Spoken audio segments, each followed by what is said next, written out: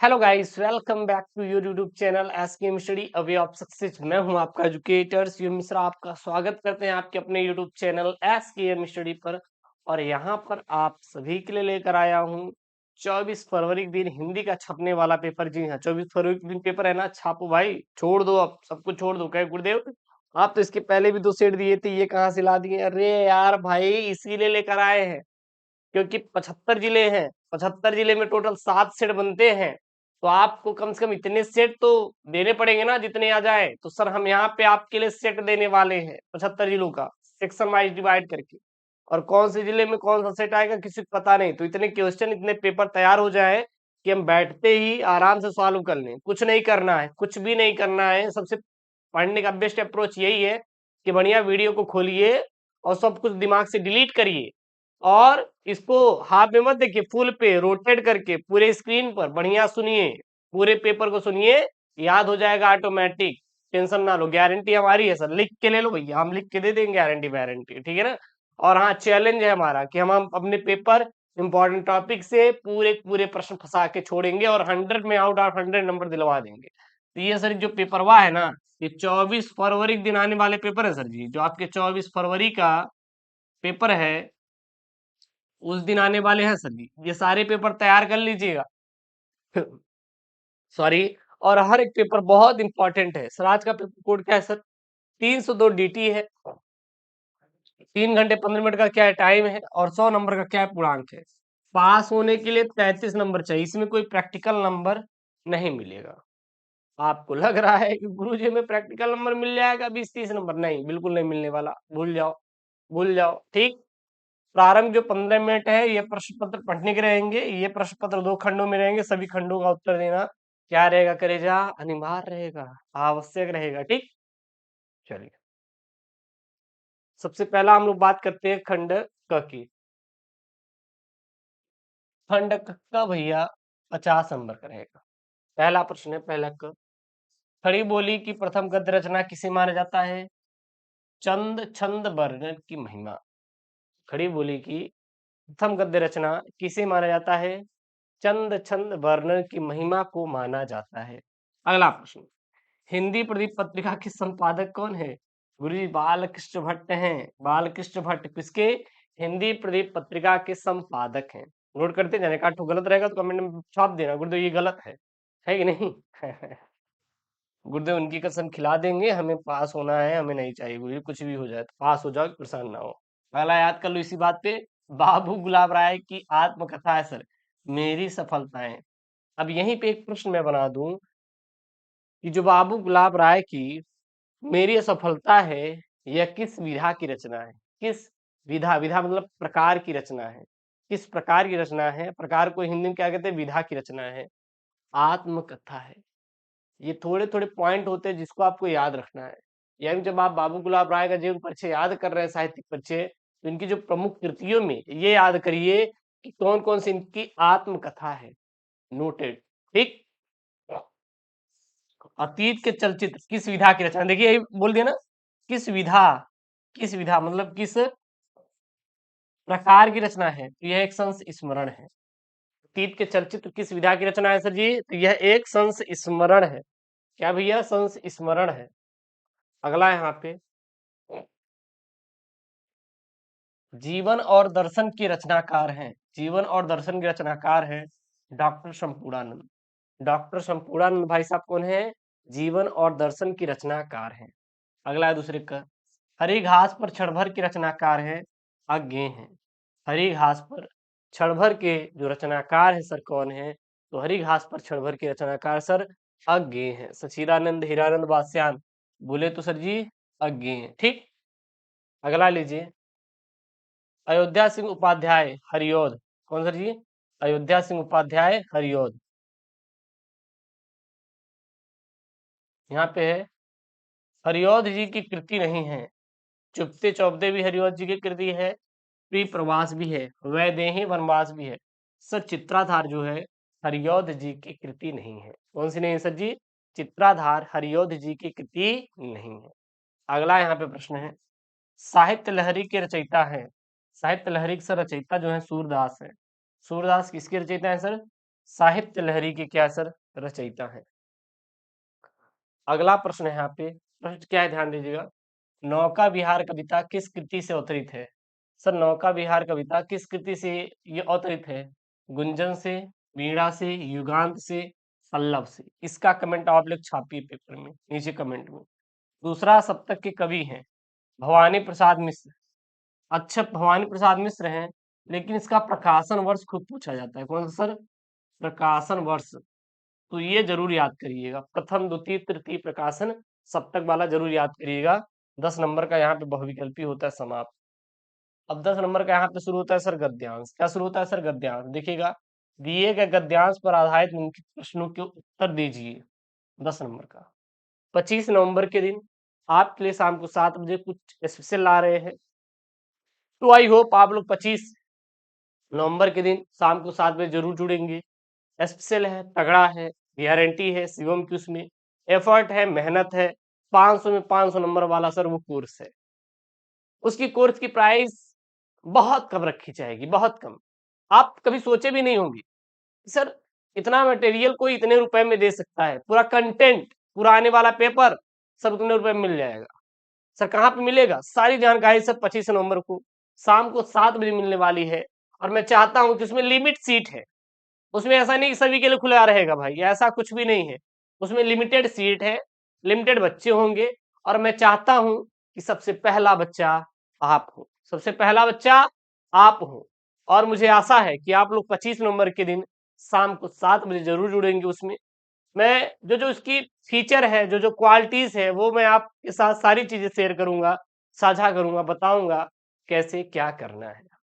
तो I hope आप लोग जरूर जुड़ेंगे और एंजॉय करेंगे अपनी पढ़ाई को, क्योंकि हमारे पास जो टारगेटेड टाइम है, उस टारगेटेड टाइम में हमें कैसे एंजॉय करना है वो सारी चीज आपको मिलने वाली है। ठीक, यहाँ आप क्या है गद्यांश, मैं यह नहीं मानता कि समृद्धि और अध्यात्म एक दूसरे के विरोधी हैं या भौतिक वस्तुओं की इच्छा रखना कोई गलत सोच है। उदाहरण के तौर पर मैं खुद न्यूनतम वस्तुओं का भोग करते हुए जीवन बिता रहा हूँ, लेकिन मैं सर्वस्व समृद्धि की कद्र करता हूँ, क्योंकि यह अपने साथ सुरक्षा और विश्वास लाती है, जो अंततः हमारी आजादी को बनाए रखने में सहायक है।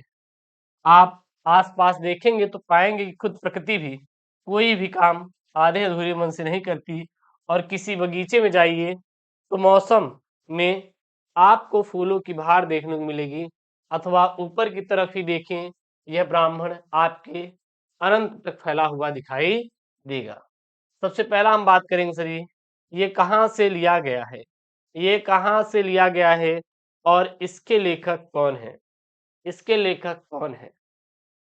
तो ऐसे कुछ चीजों को हम लोग नोटिस करेंगे जिससे हम ये पता कर पाए सर इसके लेखक कौन है। जरा देखिएगा, अगर आपके कहीं भी गद्यांश में समृद्धि आए शब्द, आध्यात्म शब्द आए, ठीक है ना, और न्यूनतम वस्तु, देखिए फिर यहाँ पे समृद्धि आई है, चलिए समृद्धि ढूंढते हैं, फिर समृद्धि आई है, फिर कहीं आई है, हाँ बस ये आपको जरूर विश्वास है। आप देखिए विश्वास शब्द यहाँ पे आ रहा है। जब ये शब्द आपको दिखे या भौतिक वस्तु दिखे, भौतिक वस्तु की इच्छा दिखे, भौतिक वस्तु दिखे, तो ये सर कौन कह सकता है, ये कौन कह सकता है, हमारे महान वैज्ञानिक डॉक्टर एपीजे अब्दुल कलाम कह सकते हैं।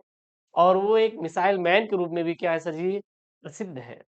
तो ये सर जी कौन बोल रहा है, भैया ये बोल रहे हैं डॉक्टर एपीजे अब्दुल कलाम। और डॉक्टर एपीजे अब्दुल कलाम इसके लेखक सर जी हम और हमारा आदर्श के सर रचयिता है, हम और हमारा आदर्श पाठ के लेखक है। तो क्या लिखेंगे सबसे पहला प्रश्न, यहाँ पे सबसे पहला प्रश्न यही है कि उपयुक्त गद्यांश के पाठ तथा लेखक का नाम लिखिए। तो लिखेंगे प्रस्तुत गद्यांश हमारी पाठ्य पुस्तक के हम और हमारा आदर्श पाठ से अवतरित है, इसके लेखक डॉक्टर एपीजे अब्दुल कलाम जी हैं। अगला यहाँ पे रेखांकित गद्यांश का आशय स्पष्ट कीजिए। रेखांकित गद्यांश कहाँ से कहाँ तक है सर, यहाँ से यहाँ तक है।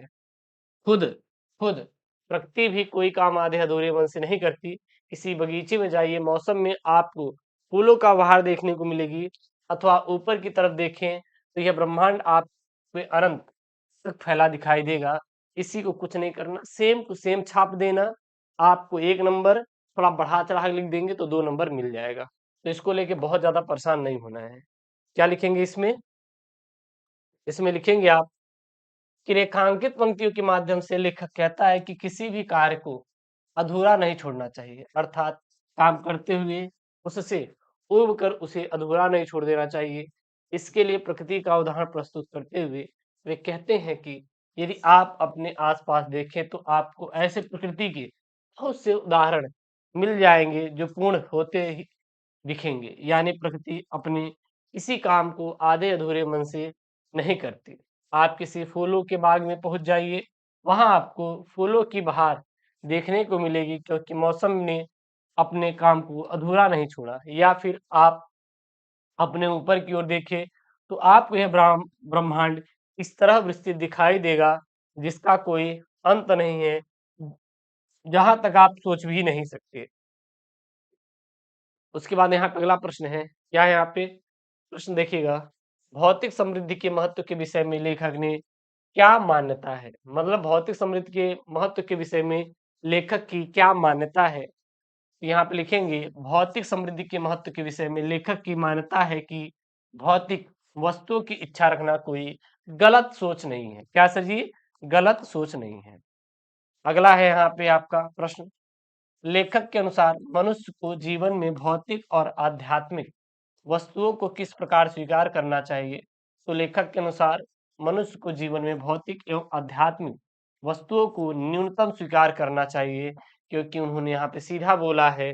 कहाँ पे? ये देखिएगा, भौतिक वस्तुओं की इच्छा रखना कोई गलत सोच नहीं है, लेकिन लेकिन उदाहरण के तौर पे मैं खुद न्यूनतम वस्तुओं को भोग करके जीवन बिता रहा हूं, यानी कि आप कम ही उनका भोग करें, ठीक ना, कम ही उसका उपयोग करें। अगला यहाँ पे प्रश्न है, क्या है?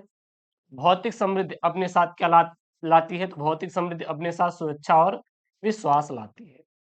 अगला आपका सर पद्यांश आएगा। सर कितने नंबर का आएगा जरा देखिएगा सर, 10 नंबर का मिलने वाला है। 10 नंबर का सर है क्या?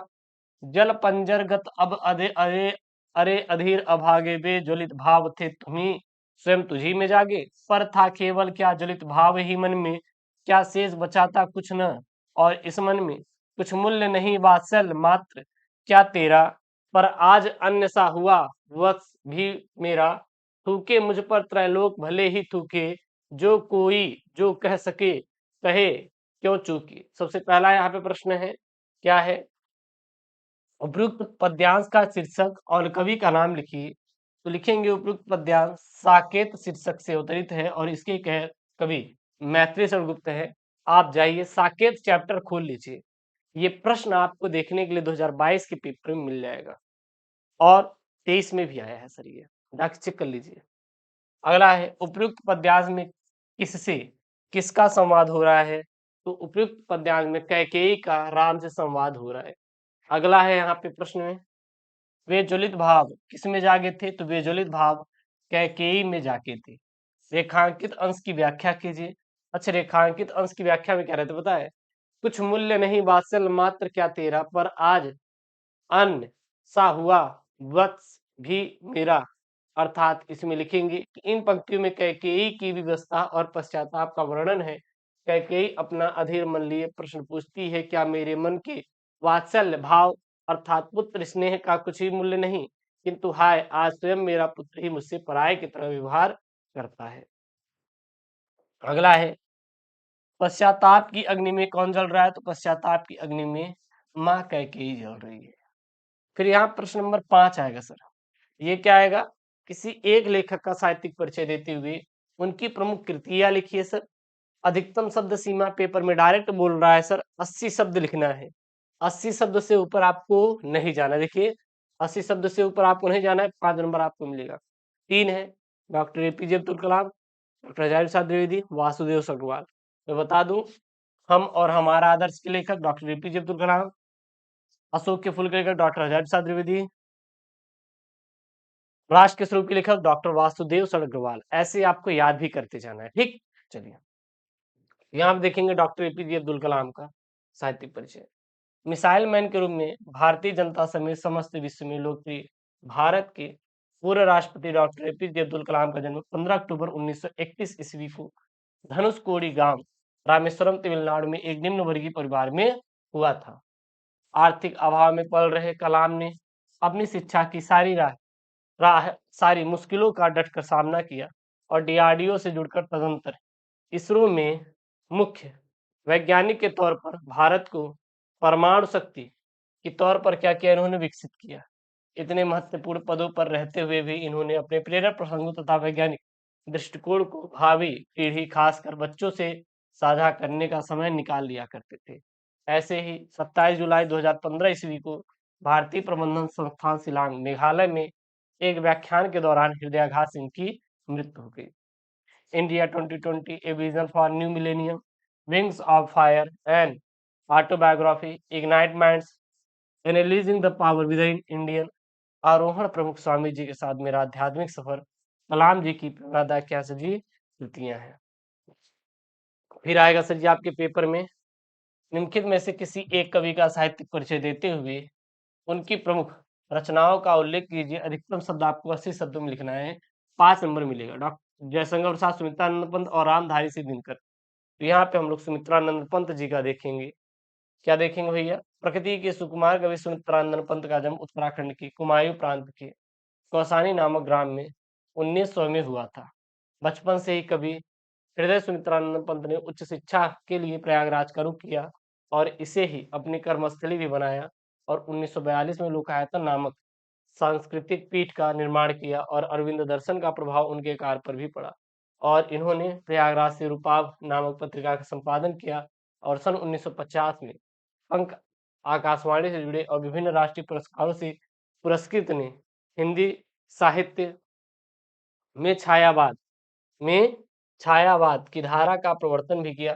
सन 1977 में प्रकृति का चितेरा यह साहित्यकार स्वर्गधाम में कूच कर गया और कला और बूढ़ा चांद चिदम्बरा, लोकायतन, वीणा, ग्रंथि, पल्लव, गुंजन, युगांत, ग्राम्य इत्यादि कृतियों की रचनाकार पंत ने प्रकृति के मानवीकरण को अपने सृजन में सहचरी बनाया।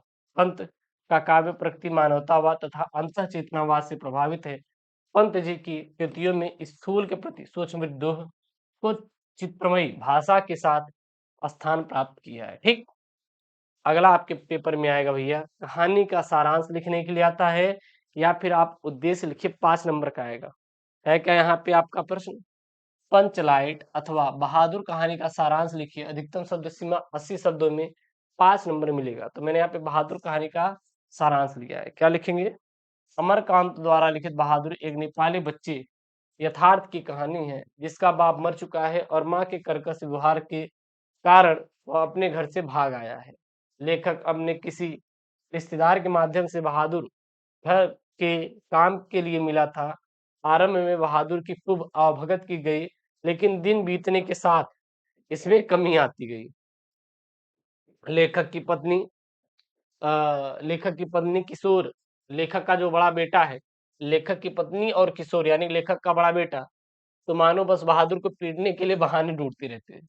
बहादुर का बाल मन जब जब जब तब आहत होता रहता, परंतु अगले दिन फिर हंसता खेलता बहादुर पूरे घर के लिए चकरघन्नी की तरह घूम घूम कर फिर काम करने लगता है। एक बार मेहमानों के रुपए हो जाने पर जब घर वालों ने बहादुर पर चोरी का इल्जाम लगा दिया तो उससे दुर्व्यवहार किया, तब बहादुर के स्वाभिमान को चोट पहुंची और एक दिन बिना किसी को बताए बहादुर अचानक घर छोड़कर चला गया। उसके जाने के बाद सारे घर में मातम छा गया और सारे घर वालों ने अपने गलती को स्वीकार कर पश्चाताप करने की ठानी, पर उस पश्चाताप को स्वीकार करने और उन्हें माफ करने वाला बहादुर जा चुका था और ढूंढने से भी वो नहीं मिल रहा था। ठीक, आप इसमें चीज नोटिस की होंगे, आपके क्वेश्चन बैंक में कुछ और लिखा है, इसमें कुछ और लिखा है, कोई और क्वेश्चन बैंक में कुछ और लिखा है। तो पढ़िए मन से, अपने लिखिए अपने मन से। ठीक, यानी कि कोई कुछ भी लिखेगा, कोई दिक्कत नहीं, बस लिखा रहना चाहिए उसी एक तर्ज पे, आपको पूरा नंबर एग्जामिनर देगा। मैं वही आपको समझाता हूँ यार कि जो चीजें लिखी हैं उस पर फोकस मत करो, पढ़ के खुद के लिखने पर फोकस करो, ज्यादा परफॉर्मेंस अच्छी रहेगी। फिर आता है सर स्वपठित खंड काव्य के आधार पर किसी एक खंड के एक प्रश्न का उत्तर दीजिए। अधिकतम शब्द 80 शब्द।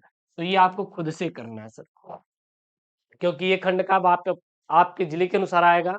आप अपने जिले के अनुसार ये खंड काव्य तैयार कर लीजिए। ठीक है ना, जैसे यहाँ पे है मुक्त यज्ञ, रश्मि रथी खंड काव्य, फिर त्यागपति, आलोक वृत्त, सत्य की जीत, श्रवण कुमार। अब कहेंगे गुरुदेव बताइए, यहाँ पे तो द्वितीय सर्ग दे देता है या चरित्र का वर्णन कीजिए ऐसा दे देता है, हम कैसे करें खंड काव्य? तो एग्जामिनर के पास इतना टाइम नहीं रहता कि वो उसको याद रहे कि अच्छा यही तृतीय चरण है, यही इनका चारित्रिक है, पढ़ता नहीं, वो केवल एक लाइन ऊपर का देखेगा, उससे रिलेटेड है, जांच के नंबर दे देगा। फिर यहाँ पे खंड ख की शुरुआत होती है संस्कृत के गद्यांश पद्यांश। मैं आपसे पहले ही बोल देता हूँ, संस्कृत में मुझे महारत नहीं हासिल है, लेकिन हाँ इतना मैं करके समझा सकता हूँ कि आपकी तैयारी हो जाएगी। ठीक, ध्यान देना। तो ये रहा भैया संस्कृत। संस्कृत पे थोड़ा मेहनत कर लीजिएगा, कोई दिक्कत नहीं होगा। महापुरुषा लौलिक प्रलोभनेशु बद्धानियत लक्षान लक्ष्यान्य कदापि से लेकर है यहाँ तक आपका देश सेवा व्रतम नाट्य जब तक है। अब इसका आपको क्या लिखना है सर जी? संदर्भ लिख देना है और हिंदी अनुवाद लिख देना है। एक चीज याद रखना, हर का संदर्भ अनुवाद और गद्यांश और पद्यांश का सेम टू सेम होता है, बस थोड़ा सा चेंज होता है। देखिएगा कहाँ, जैसे आप इसका स्क्रीनशॉट कर लीजिए, इसका PDF Telegram channel S K mission मिल जाएगा, link in the description box, जाके ज्वाइन कर लीजिएगा। सबसे पहले अगर हम बात करें सर संदर्भ की ना, तो इसमें कुछ नहीं करना, ये लिखना है कि प्रस्तुत गद्यांश हमारी पाठ्य पुस्तक संस्कृत दिनदर्शिका के महामना मालवीय पाठ से उद्धृत है।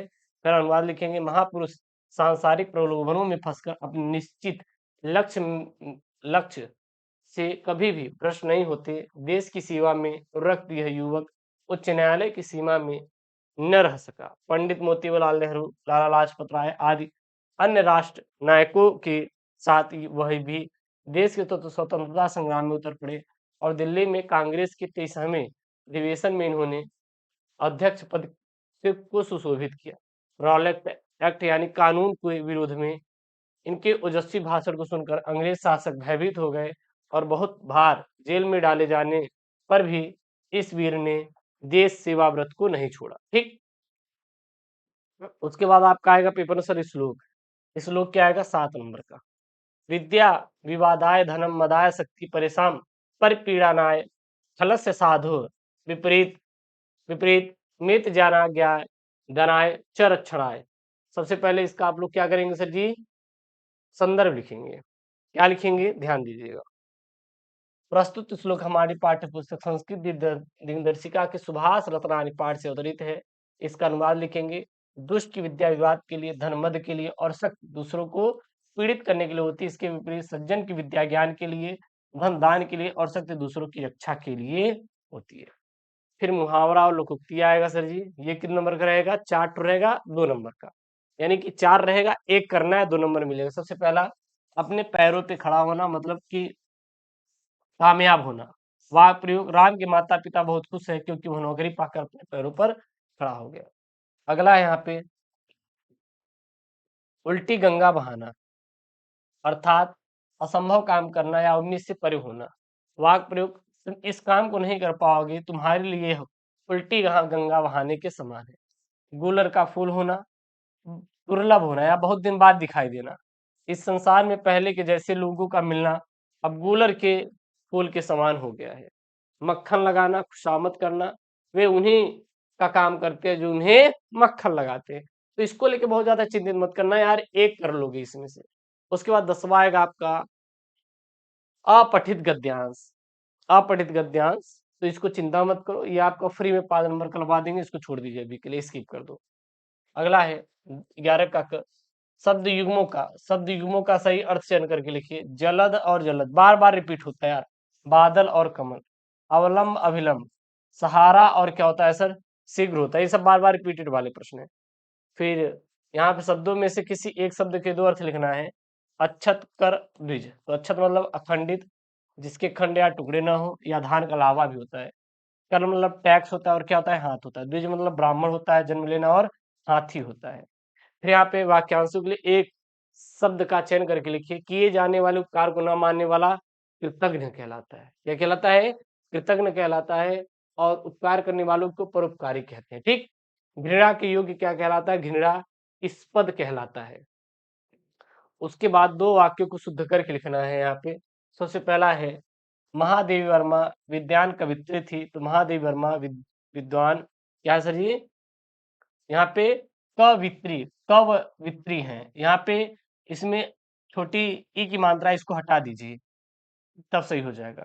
मैं भोजन कर लिया हूँ, नहीं, मैंने भोजन कर लिया है। ठीक है ना? कृपया मेरे सामानों पर निगाह रखने की कृपा नहीं, कृपया मेरे सामान पर निगाह रखने की कृपा करें। तुम मेरे से मत बोलो, नहीं, तुम मुझसे मत बोलो। अगला आपका रस छंद अलंकार आएगा सर, 2-2 नंबर का। 12 का क है। करुण रस अथवा हास्य रस का स्थायी भाव के साथ एक उदाहरण लिखिए, 2 नंबर का है। तो उत्तर लिखेंगे करुण रस का स्थायी भाव क्या होता है सर? शोक होता है। परिभाषा, शोक नामक स्थायी भाव विभाव अनुभव और संचारी भाव के संयोग से करुण रस की क्या होती है? उत्पत्ति होती है। उदाहरण के लिए, विस्तृत नभ का कोई कोना, कभी मेरा न कभी अपना होना, परिचय इतना इतिहास यही यही उमड़ी कल थी मिट आज चली। उसके बाद है उपमा अलंकार अथवा रूपक अलंकार का लक्षण। उदाहरण लिखिए, दो में से कोई एक करना है तो हम एक एक कर रहे हैं, बाकी एक कर लीजिएगा। उपमा अलंकार क्या होता है? तो जब दो अलग अलग वस्तुओं में उनके रूप गुण व समान धर्म के आधार पर समानता दिखाई जाती है तो वहां पे उपमा अलंकार होता है। उदाहरण के लिए, हरि पद कोमल कमल, यानी कि हरि के जो पद है वो कोमल के समान क्या है सर? सर कमल के समान क्या है सर? ये कोमल है, यानी कि हरि के पद का इन्होंने इन्होंने इससे कमल से तुलना की है। अगला है सोरठा छंद अथवा कुंडलिया छंद का लक्षण और उदाहरण लिखिए। तो यहाँ पे सोरठा छंद को हम लोग लिखेंगे, क्या लिखेंगे? सोरठा छंद का लक्षण लक्षण इसमें लिखेंगे, यह अर्ध समात्रिक छंद है। इसके प्रथम और तृतीय चरण में 11-11 मात्राएं, द्वितीय और चतुर्थ चरण में 13-13 मात्राएं होती हैं। और यह दोहे का क्या होता है सर? उल्टा जो होता है सर, छंद होता है। और ये 24 फरवरी को आने वाला पेपर है। बाकी जो इकट्ठे छोटे हैं उसको आप कर लीजिएगा, नहीं तो अभी तो आती रहेंगी वीडियो, तो आपको वहां पे सवाल मिलता रहेगा। उसके बाद 13 नंबर वाला आएगा सर, 6 नंबर का आएगा कि किसी बैंक के शाखा प्रबंधक को पुस्तक एवं लेखन सामग्री की दुकान खोलने हेतु ऋण प्राप्ति के लिए एक आवेदन पत्र लिखिए, अथवा नगर में अपने मोहल्ले की नालियों की साफ सफाई करने के लिए नगर पालिका अध्यक्ष को एक आवेदन पत्र लिखिए। बहुत सिंपल है, बहुत सिंपल है लिखने का तरीका। सबसे पहले आप लिखेंगे उत्तर, फिर लिखेंगे सेवा में शाखा प्रबंधक state bank of India, India शाखा प्रयागराज। हम लोग किसके लिए सर? ऋण प्राप्त करने के लिए लिख रहे हैं तो विषय जरूर डालेंगे, पुस्तक एवं लेखन सामग्री दुकान खोलने के हेतु ऋण प्राप्त करने के संबंध में। ठीक, फिर लिखेंगे नीचे से, क्या लिखेंगे? यहाँ पे लिखेंगे, आप लोग सीधा लिखेंगे, महोदय निवेदन है कि मैं एक शिक्षित बेरोजगार युवक हूँ, स्वरोजगार हेतु अपने निवास क्षेत्र में पुस्तक एवं लेखन सामग्री दुकान खोलने का इच्छुक हूँ। इस संबंध में आपके द्वारा बैंक द्वारा जारी किए गए सभी दिशा निर्देशों का पालन करते हुए मैंने सभी आवश्यक कागजात इस आवेदन पत्र के साथ संलग्न कर दिया है। अतः आपसे प्रार्थना है कि मेरे आवेदन पत्र पर सहानुभूतिपूर्वक विचार करते हुए मुझे यथाशीघ्र ऋण प्रदान करने की कृपा करें। फिर नीचे लिखेंगे सभी आवश्यक कागजातों की प्रमाणित प्रतिलिपि, इधर लिखेंगे भवधी बस से लिख देंगे, दैट्स ऑल। ठीक, उसके बाद आपका आएगा 9 नंबर का निबंध लेखन। यहाँ पे सीधा बोला है अपनी भाषा शैली में लिखिए, खुद से छापना है, भर भर के पेज लिखिएगा, बढ़िया नंबर मिलेगा। मेरा प्रिय कवि, नवीन शिक्षा पद्धति, पर्यावरण प्रदूषण कारण निवारण, विद्यालयों में स्वास्थ्य शिक्षा। तो आप देखिएगा, मैं इसे भी बता देता हूँ कवि पर, मैं इसको क्यों नहीं लिखवाया, क्योंकि कवि पर जीवन परिचय आपको याद होगा, कोई भी कवि का जीवन परिचय याद हो उतार देना, आपको नंबर मिल जाएगा, don't worry. Don't worry, 9 number आपका फिक्स है। कोई भी जीवन परिचय आपका कवि का याद है, साहित्यिक परिचय वही लिख देना, क्योंकि 3-4 जीवन परिचय लिख कर जाएंगे, कवि का याद करके जाएंगे, वही लिख देना। लेकिन एक काम करना कि आपको वो वाला जीवन परिचय नहीं लिखना है जिसका जीवन परिचय आपने पहले लिख दिया, ठीक? तो ये चीज कर लेना और चैनल को सब्सक्राइब करिए, वीडियो को लाइक करिए। मिलते हैं नेक्स्ट वीडियो में दोस्तों। Thank you, take care, bye bye.